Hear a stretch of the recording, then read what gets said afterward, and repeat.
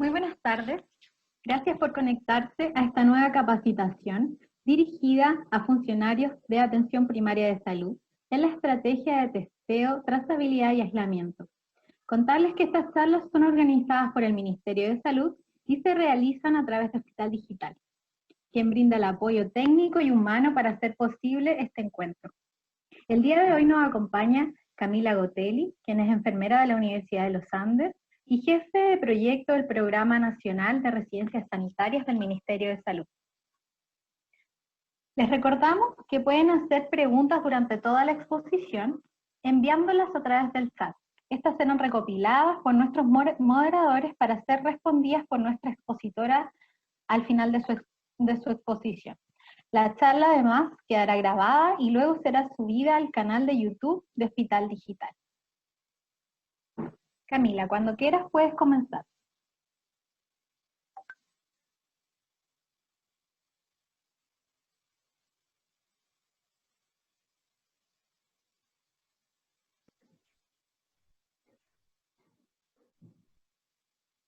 Hola a todos, muy buenas tardes. Mi nombre es Camila Gotelli y soy la encargada nacional de residencias sanitarias y el día de hoy les voy a hablar un poco de esta parte de la estrategia de aislamiento considerada en el TTA o también llamado testeo, trazabilidad y aislamiento. Con respecto a las residencias sanitarias, ¿qué es importante saber? En el fondo las residencias sanitarias buscan ofrecer a las personas que así lo requiriesen condiciones adecuadas para realizar aislamientos preventivos o también normativos que sean oportunos, seguros, efectivos y acorde a las normas que establece el Ministerio y otras entidades sanitarias. La residencia sanitaria básicamente es un lugar que cumple con ciertas condiciones de habitabilidad en cuanto a calidad y seguridad, tanto la persona que tenga que cumplir ahí su aislamiento, como también para el personal que se encargará de entregarle como el cuidado mientras dure la estadía dentro de la residencia. Es así como objetivo general, la residencia sanitaria busca disminuir la curva de contagio en las comunidades y por eso se logra a través de la sacada de circulación de ciertos vectores diseminadores del virus que ayudan a que este paciente no siga contagiando al resto de su familia o al resto de la comunidad a través de asegurarle un aislamiento preventivo o que también puede ser obligatorio en algún lugar donde se tenga asegurado lo básico para cumplir con los 14 días de esta medida o más días, como en el caso de pacientes inmunodeprimidos, donde podrían incluso su aislamiento prolongarse hasta los 28 días. Con respecto a cómo estamos organizados, bueno, tenemos a la encargada del proyecto, tenemos un equipo de comunicaciones, una Dirección Nacional Operativa de Salud Pública que consta básicamente de 3 unidades. Una es la gestión centralizada de residencias, la otra es la gestión interna y de calidad, y la otra es la gestión clínica, que básicamente es donde emanan las orientaciones técnicas de funcionamiento de las residencias sanitarias. Y que es importante destacar que esta unidad centralizada de residencia está compuesta básicamente por distintos macrozonas que se hacen cargo de la estrategia desde nivel central a lo que es las regiones. Con respecto a los criterios de inclusión de las residencias sanitarias, la verdad es que una vez que se hizo este traspaso desde la Subsecretaría de Red Asistencial a la Subsecretaría de Salud Pública a partir del 1 de julio, las residencias sanitarias han sido más amplias en abarcar a distintos usuarios que puedan ingresar a las residencias. Sin embargo, básicamente y en términos generales, quienes pueden ingresar a residencias sanitarias son pacientes que tengan un estado de COVID positivo, hospitalización. Por otro lado, los pacientes confirmados que no posean para ejercer una cuarentena apropiada porque puede que estén positivos, asintomáticos o con síntomas muy leves, sin embargo conviven con muchas personas dentro del hogar o comparten un mismo baño o una misma cocina, por lo tanto no tienen en cierta manera ese tipo de condiciones u otras, como por ejemplo el acceso al agua potable, que no permitiría realizar de manera correcta las medidas de aislamiento.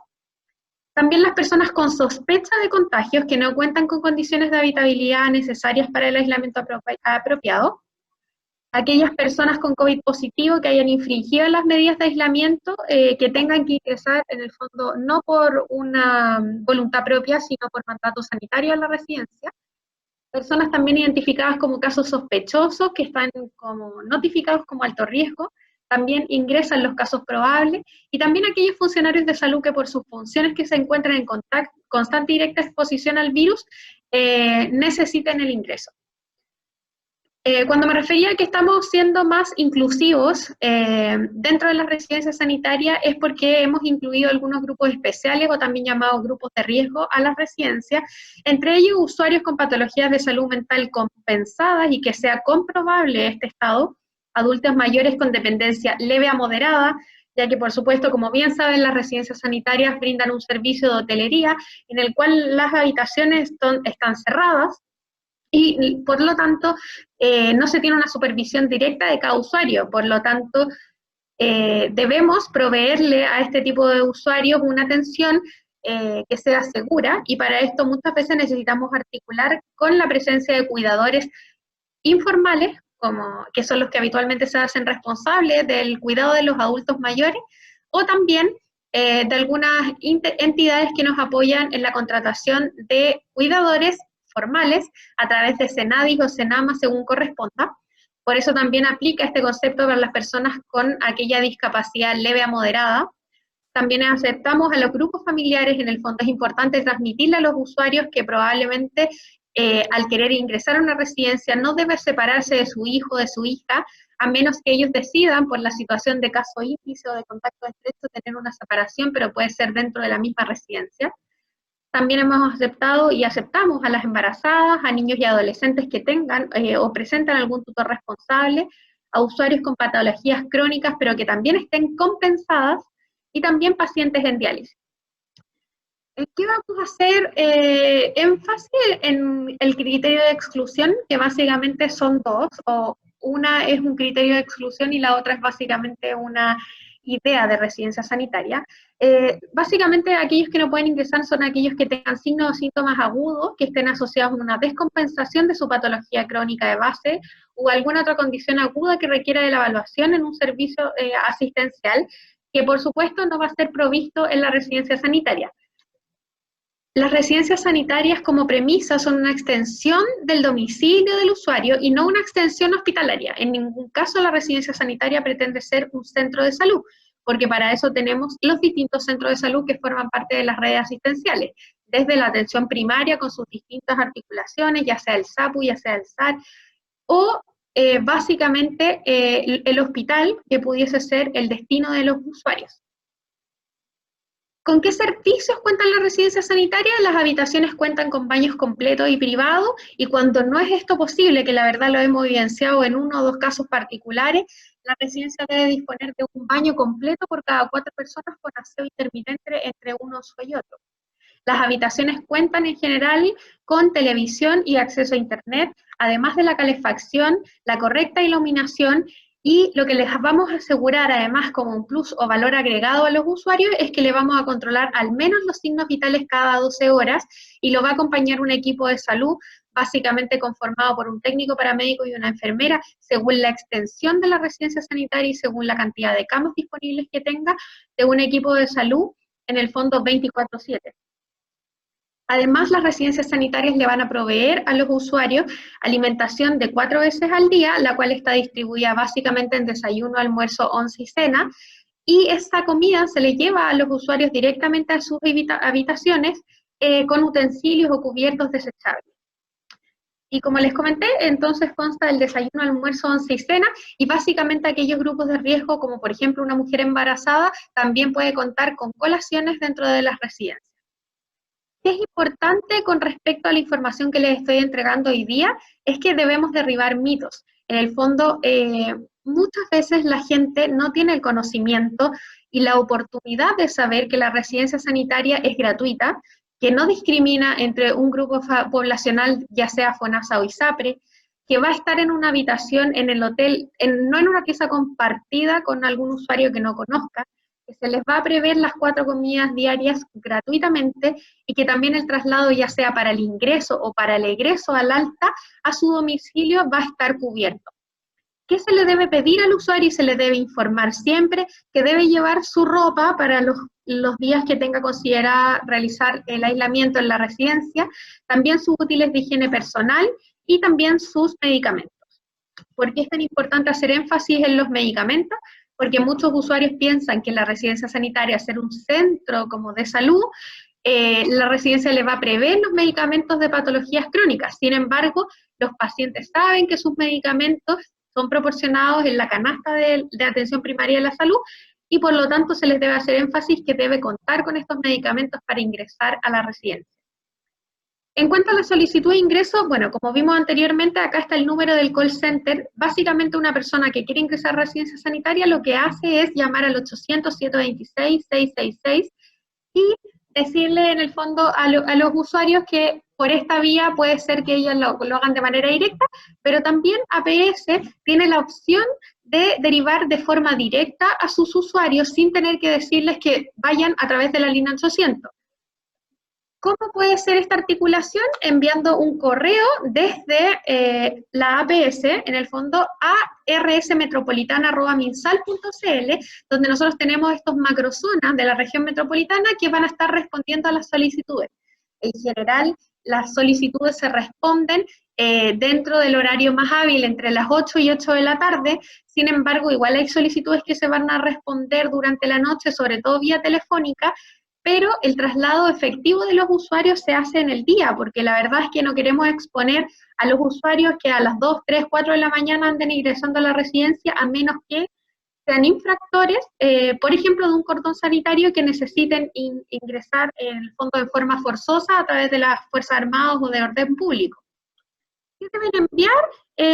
Básicamente a este correo es un formulario de solicitud de ingreso que les pedimos que lo manden en forma digitalizada de PDF y adjuntar en el fondo a la solicitud ojalá una epicrisis o el estado, por ejemplo, del resultado de la PCR.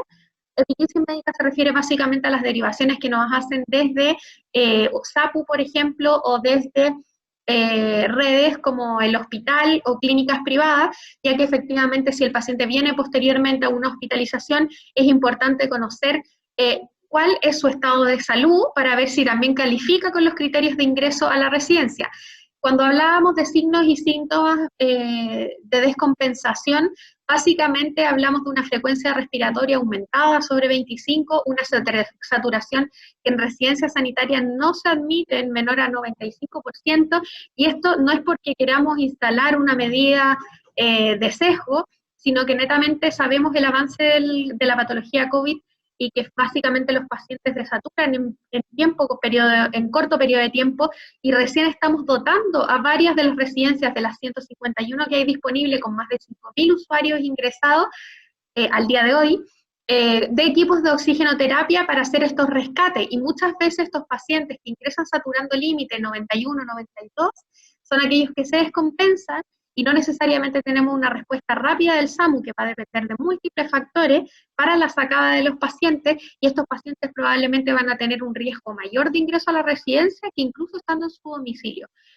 Es por lo mismo que nuestros alcances profesionales, que podemos tener muy buena calidad de profesionales, pero no necesariamente los recursos técnicos, porque no estamos calificados como un centro de salud.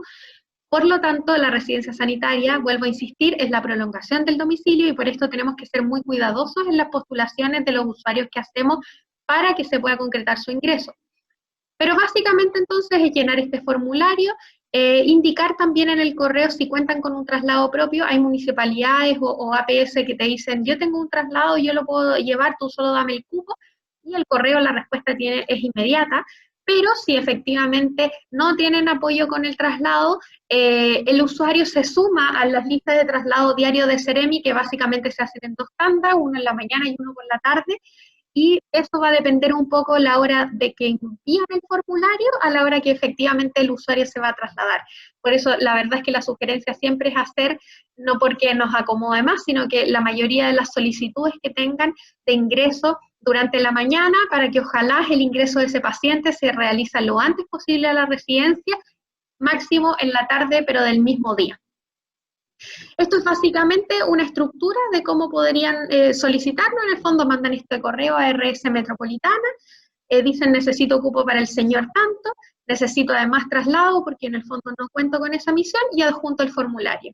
Y el formulario básicamente lo que pide, tiene dos partes, una primera hoja que habla de como de instructivo con los criterios de ingreso y exclusión que están claramente definidos, incluso en los criterios de exclusión menciona el desgloso de los signos y síntomas evidenciable con el control de signos vitales, y esta segunda parte, donde básicamente se ven datos de caracterización del usuario, entre ellos las patologías crónicas, los medicamentos, la autovalencia y la acreditación de esta, bueno, entre otros.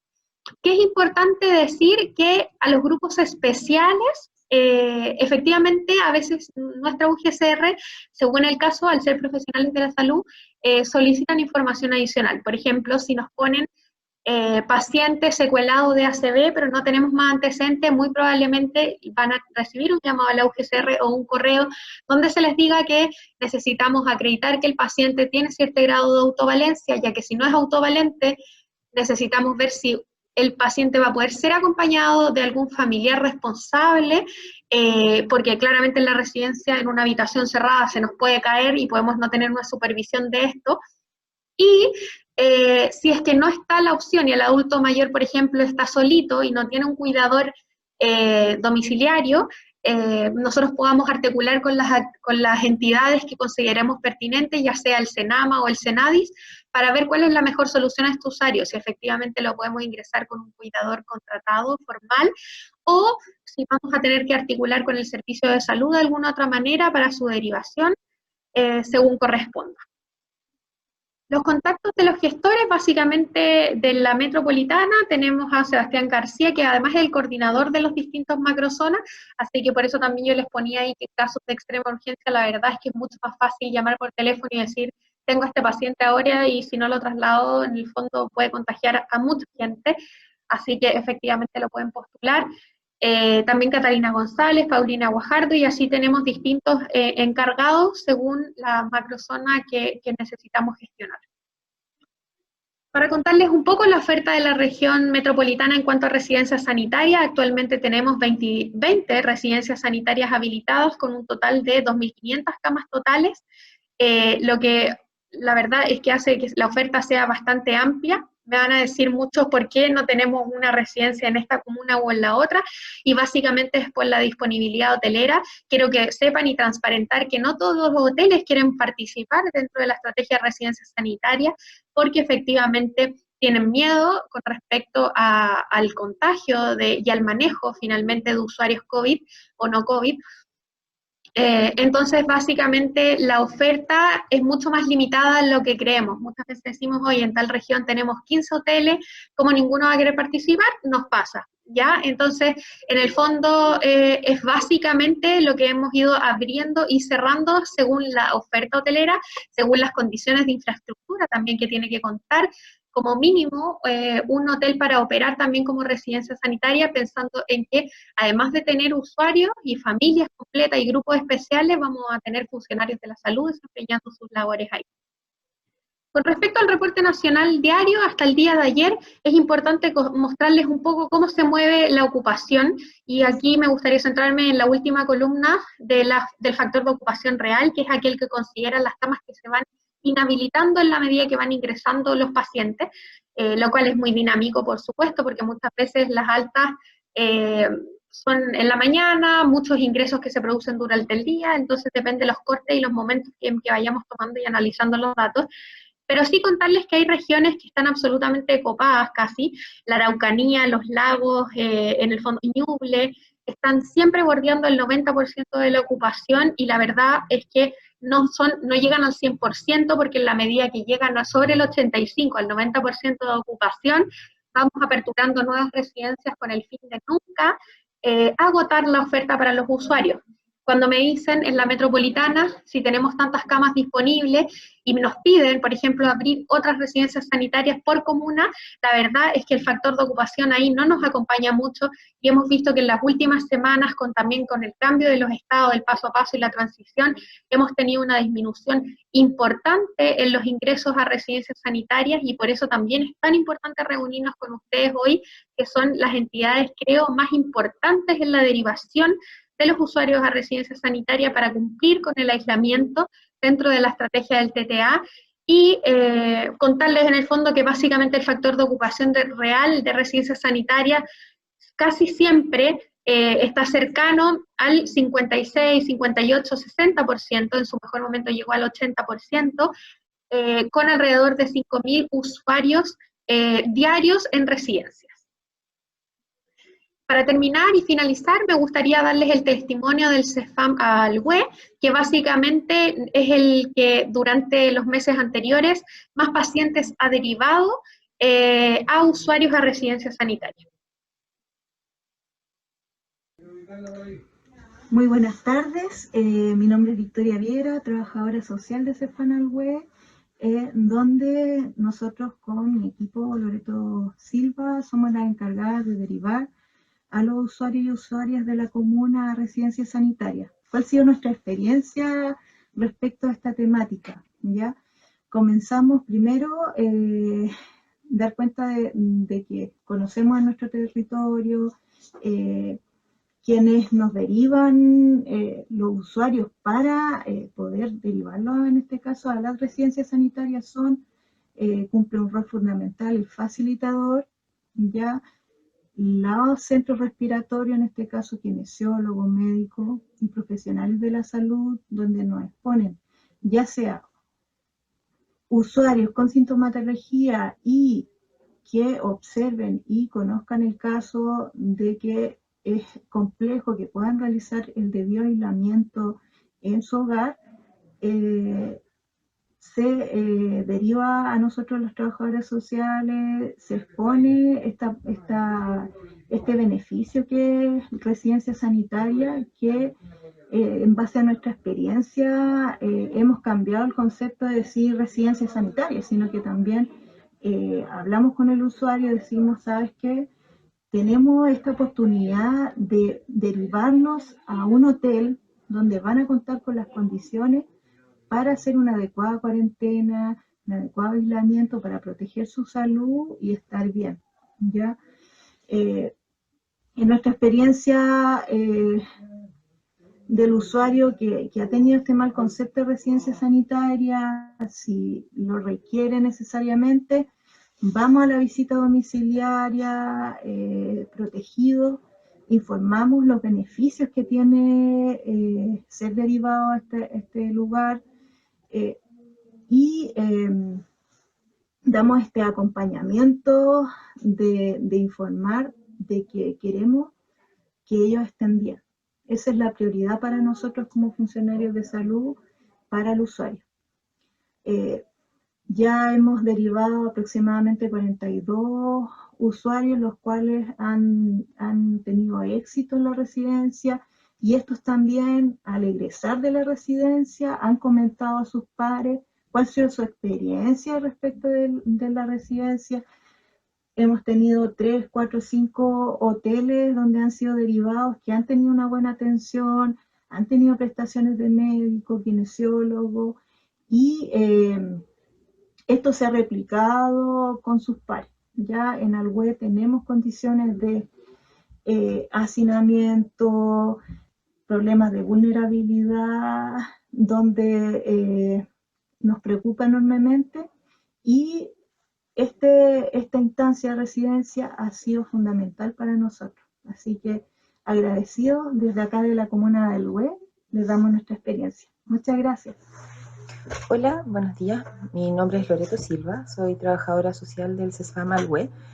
En conjunto con mi colega Victoria Viera, hemos estado encargadas de gestionar las solicitudes de residencia sanitaria de los usuarios que han salido con PCR positiva, o son casos probables o sospechosos.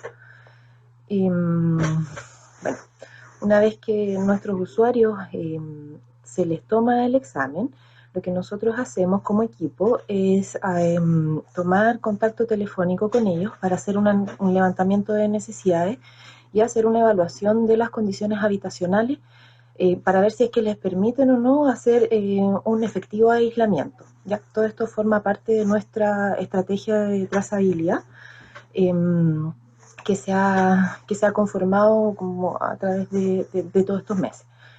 De acuerdo como a esta evaluación, al usuario se le informa la posibilidad de acceder a las residencias sanitarias de forma que puedan hacer un aislamiento efectivo, ¿ya? Una vez que ellos aceptan, nosotros hacemos como enviamos la solicitud. La verdad que el tipo de usuario que nosotros se les ha gestionado la residencia sanitaria son usuarios principalmente que son trabajadores agrícolas y que viven en campamentos agrícolas o residencias en subarriendos o residencias como laborales, ¿ya? En donde la verdad es que hay como un componente importante de hacinamiento. Así que por demanda espontánea o de acuerdo a la evaluación que nosotros hagamos de las condiciones habitacionales, se les informa y se les sugiere el ingreso a residencia sanitaria como forma de evitar la propagación del virus, ¿ya? En general, los usuarios que han sido beneficiarios de la residencia sanitaria tienen una muy buena evaluación de esta, ¿ya? Así que entre ellos se van pasando como el dato de este beneficio, y la verdad es que nos ha sido de bastante utilidad para de alguna forma controlar la propagación. Así que estamos muy agradecidos por la rápida gestión y la coordinación que hemos tenido con los coordinadores de la residencia sanitaria. Eso, agradecidos desde el web. Perfecto. Esa era la presentación de residencia sanitaria.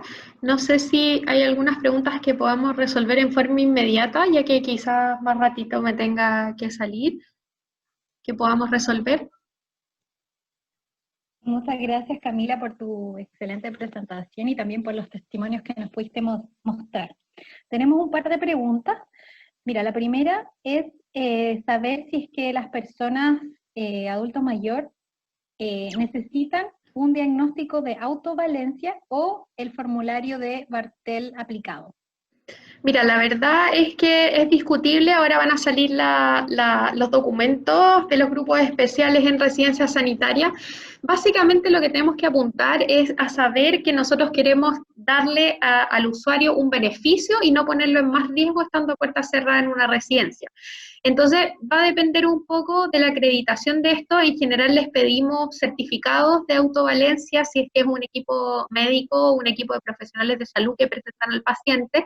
Y en varios de estos casos, la verdad es que nos apoyamos con el Bartel aplicado, que muchas veces en el CEFAM ya lo tienen aplicado anteriormente, conocen a sus usuarios, y para nosotros es un apoyo para justificar la necesidad de un cuidador formal o informal, como les comentaba. En el fondo, si tenemos que contratar por parte de Senama un cuidador formal, la verdad es que tener los mayores y mejores antecedentes del usuario, por supuesto, va a hacer que el usuario esté mucho más seguro en la residencia y tenga un mejor resultado. Perfecto, muchas gracias.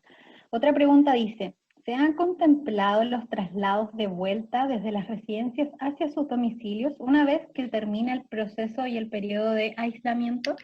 Sí, básicamente lo que hace el equipo de salud es que en el fondo ellos les preguntan anteriormente si tienen cómo irse de alta, porque en general hay muchos usuarios que prefieren que los vayan a buscar directamente para no estar dentro de un furgón escolar que les da más miedo o que se pueden demorar más en llegar a su casa.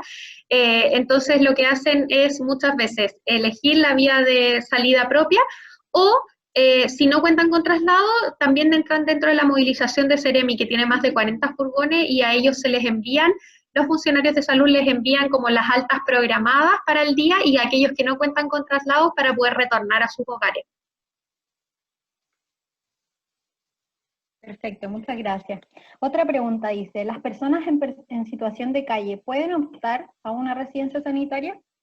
Mira, la verdad es que es un tema complejo, súper buena pregunta, no lo pusimos como un grupo poblacional especial, porque la verdad es que la dirección del Ministerio de Desarrollo Social, Mideso, cuenta con albergues destinados para las personas en situación de calle, y esto es netamente porque hemos recibido en distintas regiones que no tengan estos albergues a pacientes en residencia sanitaria, y la verdad es que hemos tenido eh, bastantes problemas con respecto a su manejo, porque efectivamente están en puertas cerradas, muchas veces incumplen las normas de aislamiento dentro de las mismas residencias, muchas veces también desarrollan procesos o situaciones de abstinencia dentro de la residencia. Entonces creemos que básicamente la derivación de estos usuarios debiese ser a los albergues sanitarios, ya que tienen un equipo más consolidado de salud mental para orientar y tratar de cuidar mejor esas necesidades. Lo que sí hemos hecho es que a veces cuando nos han postulado este tipo de usuarios, articulamos o tratamos de ayudar la postulación a través de Mideso, presentando también el caso, para ver si de esta manera fluye un poco mejor la postulación. Pero en general, al no tener un responsable y muchas veces ni siquiera un domicilio o un contacto para poder irlos a buscar, se hace muy difícil lograr el ingreso de este tipo de usuarios a las residencias. Perfecto. Otra pregunta dice, ¿es posible aceptar en una residencia sanitaria a un usuario que cuente con un examen de PCR no concluyente? Sí, es posible. Es posible, no hay ningún problema. En el fondo lo importante es adjuntar idealmente los estados y los informes y efectivamente qué fecha les calculan desde APS para que también se pueda respetar en la residencia. Bueno, y una última pregunta dice, ¿hay alguna estrategia o flujo de comunicación entre las residencias y los centros de APS para comunicar el ingreso o el egreso de un usuario que pertenece a cierta población que atiende ese CEFAM o otro centro de atención primaria?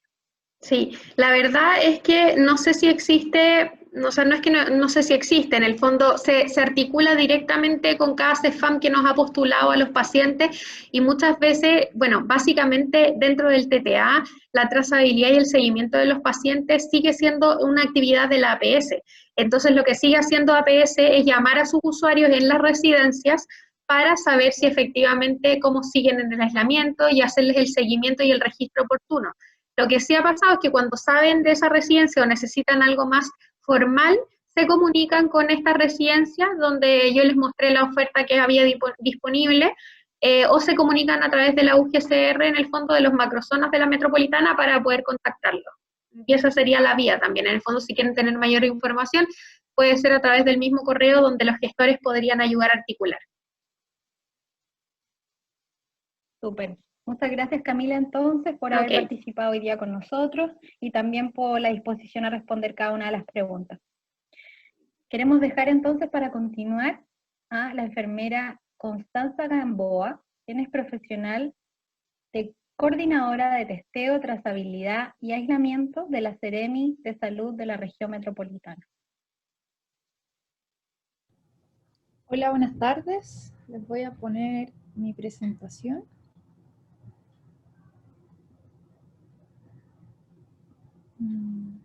Siempre me pasa que no me resulta la primera.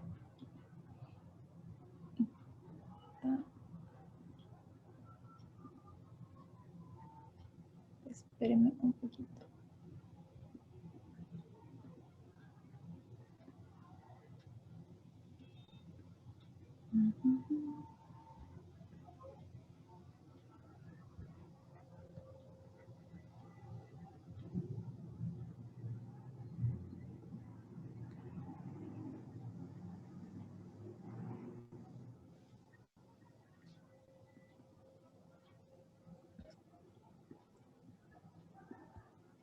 Ahora sí. Entonces,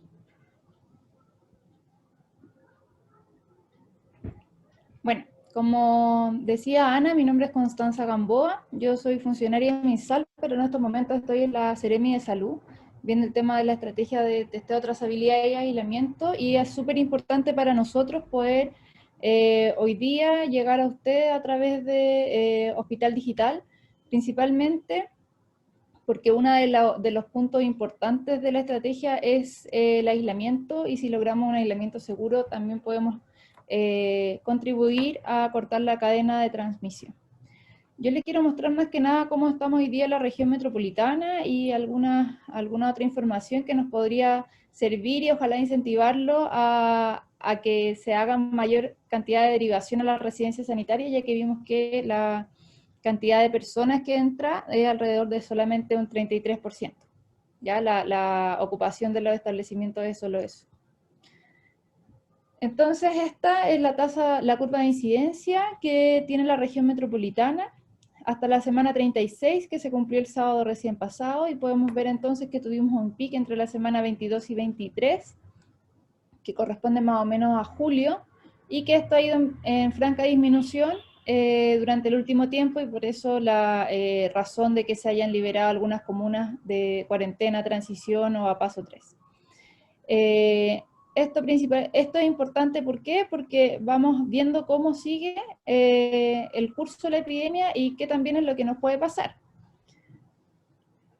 Si miramos cuánto es el número de reproducción que tiene el R, que se observa en la región metropolitana, podemos ver cómo esto también ha ido evolucionando desde mayo, por ejemplo, donde era mucho mayor a 2, y hoy podemos ver que estamos cercanos a 1, ¿ya? Pero ha sido súper fluctuante entre una semana y otra. Esta es una medición semanal que estamos haciendo nosotros, y vemos que aquí estamos cerca de 1. O sea, una persona infectada contagia alrededor de una persona posterior al contacto. ¿Ya? Esto es importante porque también nos muestra cómo está controlándose o no la pandemia. Y el número de R en la región metropolitana, entonces, permite hoy día hacer la liberación de ciertas comunas de la cuarentena. Cuando miramos esto por comuna, podemos ver aquí en rojo que está la región metropolitana, y las columnas que están a la izquierda son las comunas que tienen un número reproductivo mayor al promedio nacional, o sea, al promedio regional, que está cercano a 1. Preocupantes Curacaví, Macul, El Monte, quiere decir que en estos lugares hay tránsito todavía del virus y hay contagiosidad en la misma población, y la idea es poder disminuir esos índices, ¿ya?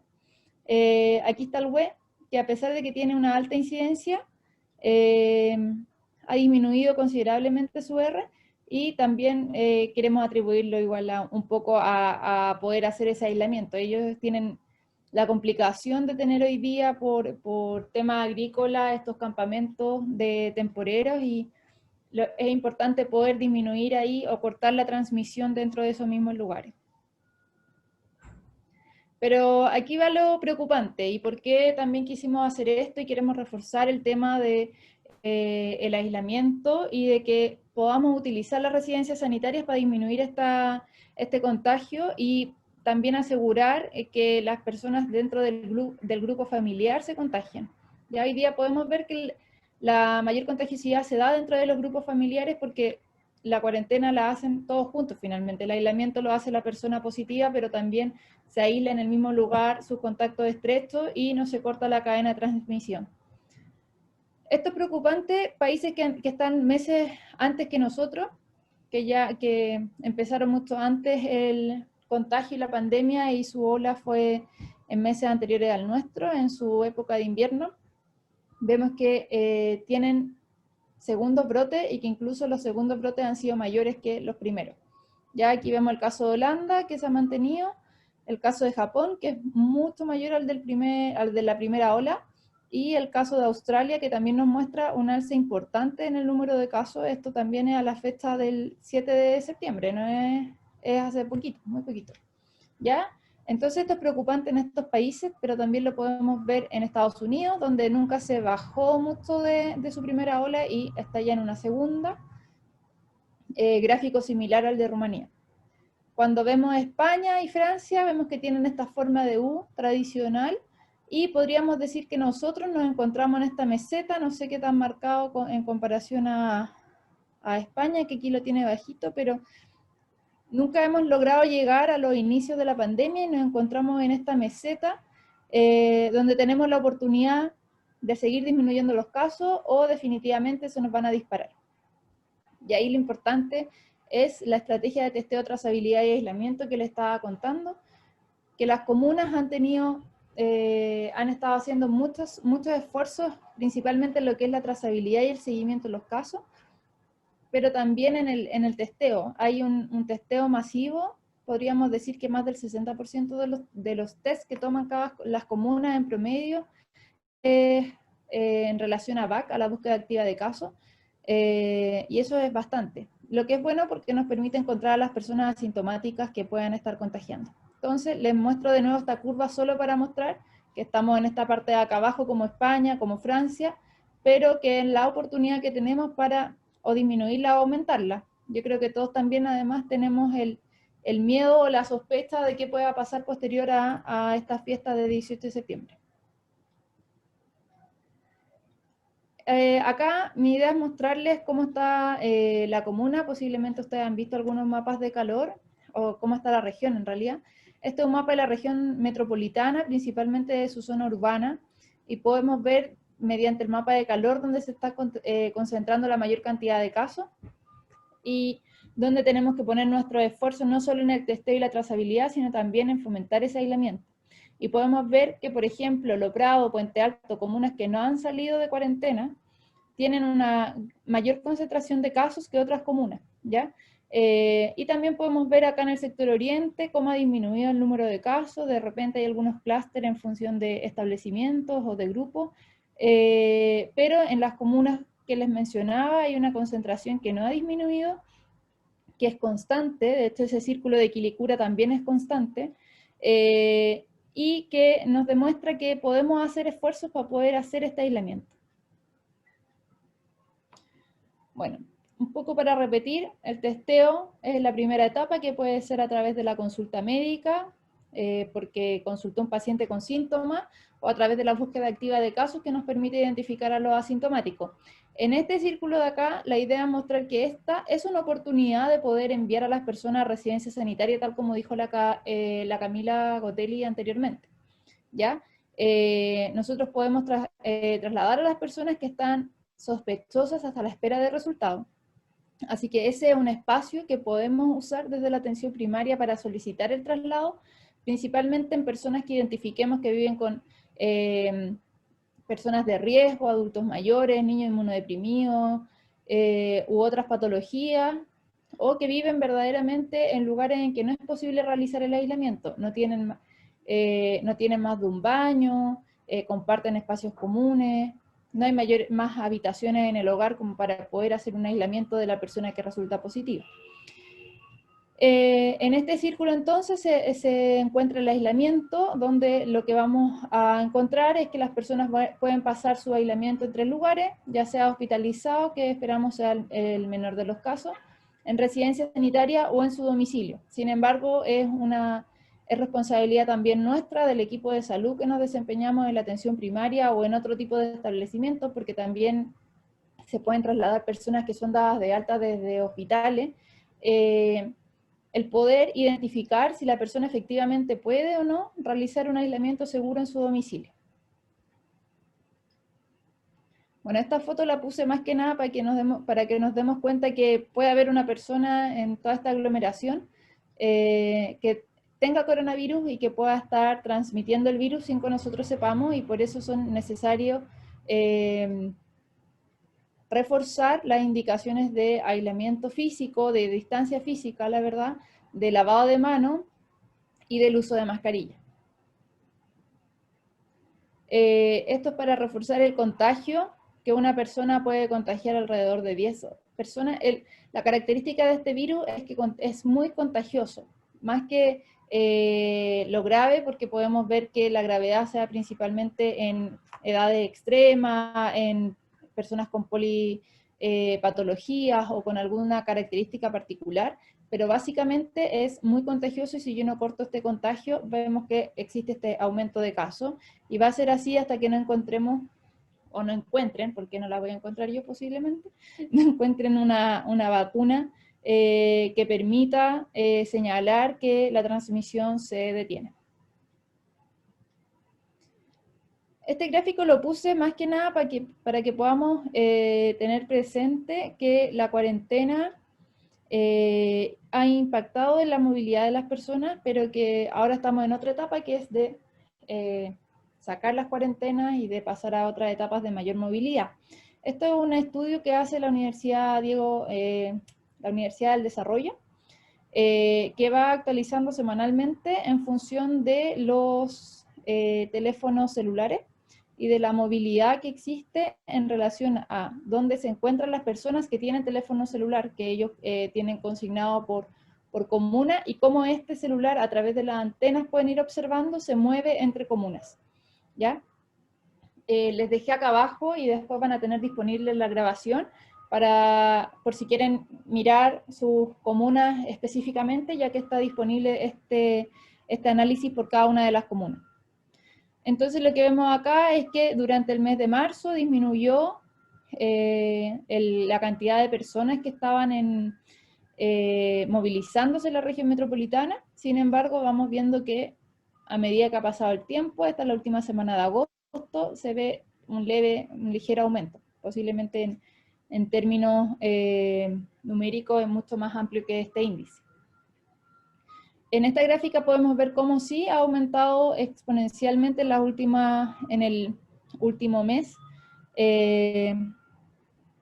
Acá es cuando disminuye y se inician las cuarentenas alrededor de finales de marzo, principios de abril, cuando ya había más preocupación en relación a la diseminación del virus, pero como también ha ido aumentando en el último tiempo, hasta ahora 7 de septiembre. Están en negativos porque evidentemente hay menos movilidad de las personas que anteriormente. Sin embargo, estamos viendo cómo, a pesar de que se logró disminuir considerablemente la movilidad de las personas entre comunas, esto sí ha ido aumentando y posiblemente seguirá aumentando posterior a la liberación de las cuarentenas en las comunas, y nos toca ver las siguientes 2 semanas cómo va aumentando esta movilidad en función de las fiestas del 18 y las posibilidades de poder movilizarnos en las comunas. Esta diapositiva, bueno, la copié de una presentación que hizo el doctor Sergio Callaga de la Seremía de Salud. Nosotros tenemos sala de crisis los días martes, y me pareció interesante poder mostrar esta diapositiva que nos muestra cuáles son los lugares más peligrosos tras la apertura de los distintos lugares, no específicamente Chile, sino que tras la apertura de post-cuarentena, y donde podemos encontrar mayor riesgo de contagio, ¿ya? Y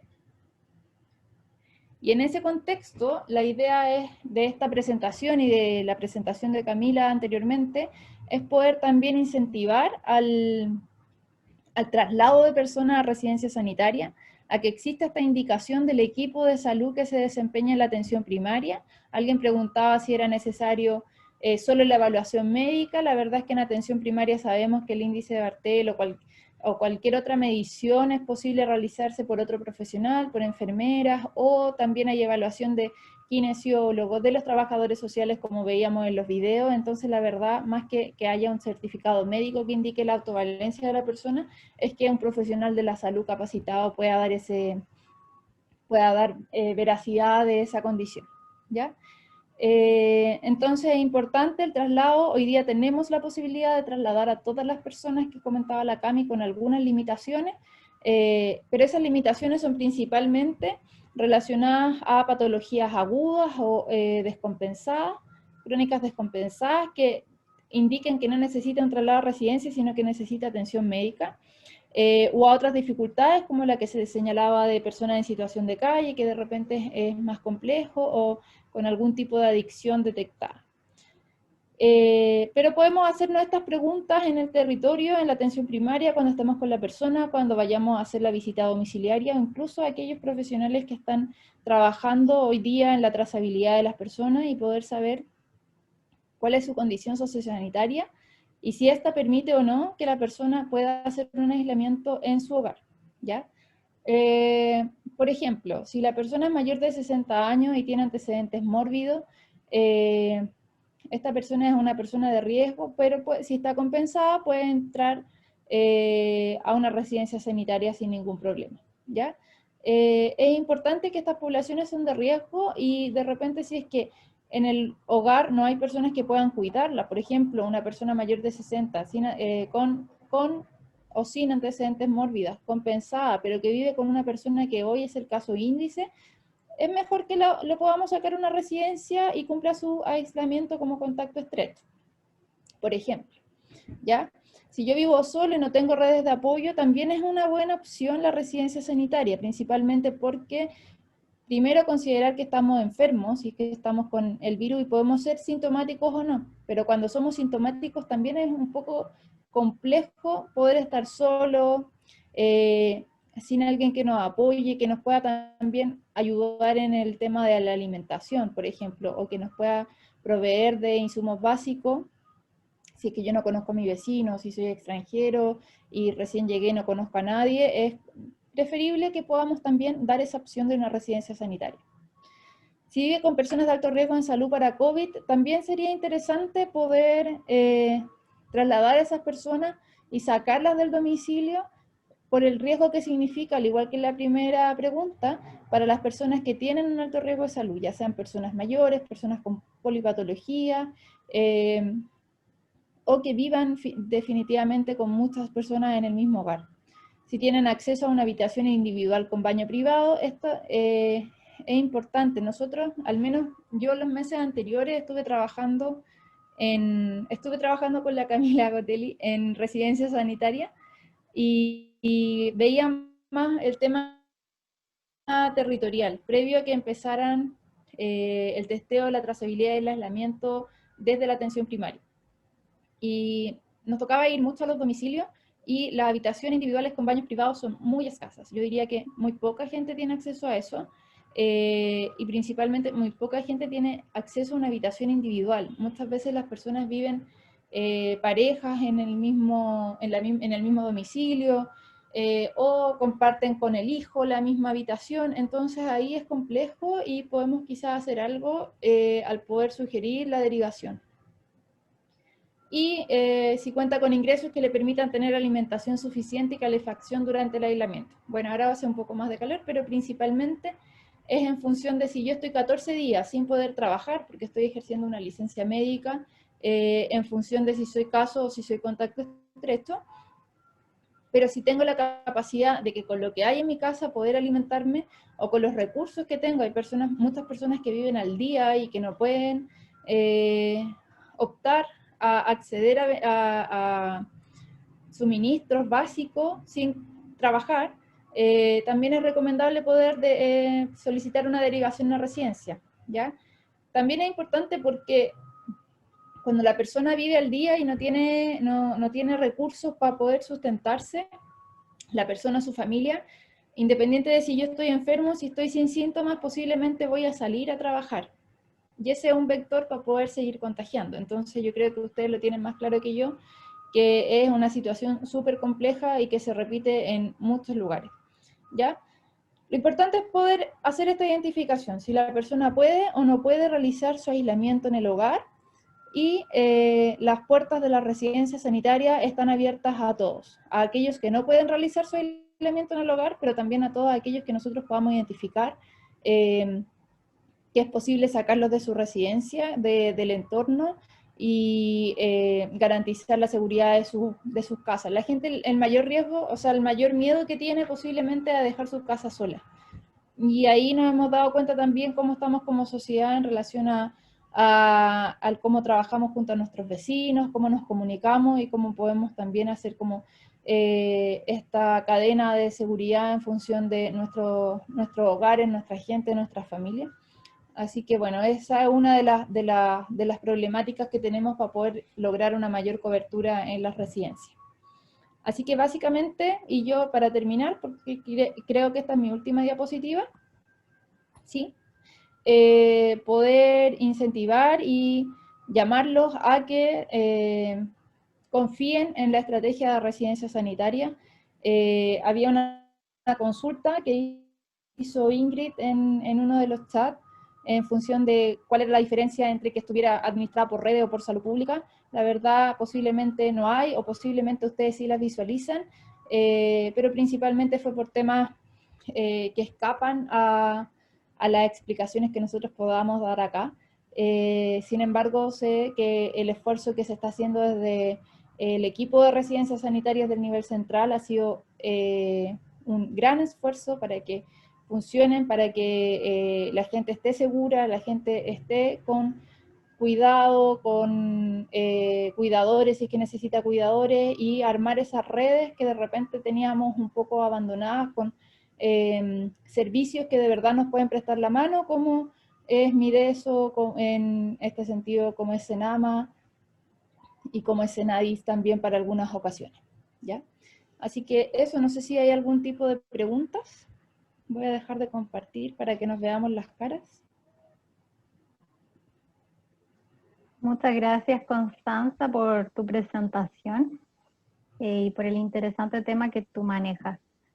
Tenemos algunas preguntas. ¿Cómo se realiza el ingreso por mandato sanitario cuando uno pesquisa que hay usuarios que no cumplen el aislamiento? Ya, cuando un usuario no cumple el aislamiento, la autoridad sanitaria puede exigir el cumplimiento de aislamiento, la verdad. Hay comunas en las que hay fiscalizadores y que están asociados por convenio con la autoridad sanitaria, y por lo tanto pueden hacer ese traslado sin ningún problema.